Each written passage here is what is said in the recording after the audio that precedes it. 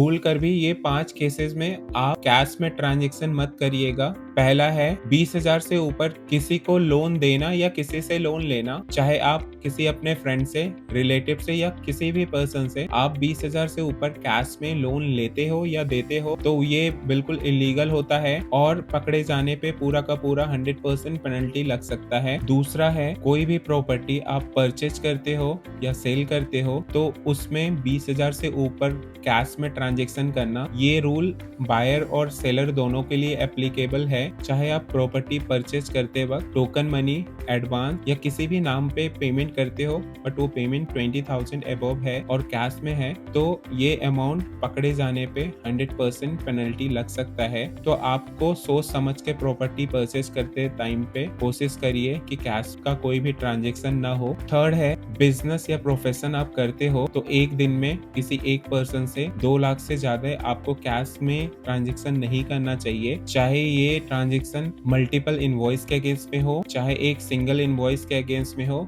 From single person in a single day. Fourth है marriage या कोई फंक्शन में किसी पर्सन से 2 लाख से ऊपर कैश रिसीव करना एज ए गिफ्ट, तो इस केस में वो गिफ्ट अनएक्सप्लेन क्रेडिट मान लिया जाएगा और आपके ऊपर 100% पेनल्टी लग सकता है। लेकिन इसमें जो गिफ्ट रिलेटिव्स के द्वारा मिला होता है वो आउटसाइड स्कोप होता है, मतलब यदि आप रिलेटिव से गिफ्ट मिलता है कैश में तो वो कंसिडर नहीं होगा। फिफ्थ सबसे इम्पोर्टेंट पॉइंट है आप अपने बिजनेस में कोई भी एक्सपेंसेस 10,000 से ऊपर कैश में करते हो तो सारा का सारा एक्सपेंसेस डिसअलाउ हो जाएगा, आपको इनकम टैक्स में उस एक्सपेंसेस का डिडक्शन नहीं मिलेगा। तो आप सोच समझ के कैश ट्रांजैक्शन 2026 में करिएगा, क्योंकि जो नया इनकम टैक्स एक्ट 2025 आया है इसमें बैंकिंग ट्रांजैक्शन को प्रमोट किया गया है और कहीं ना कहीं कैश ट्रांजैक्शन को डिमोटिवेट किया गया है। वीडियो पसंद आया हो तो लाइक करिए, कमेंट करिए, सब्सक्राइब करिए। Thank you.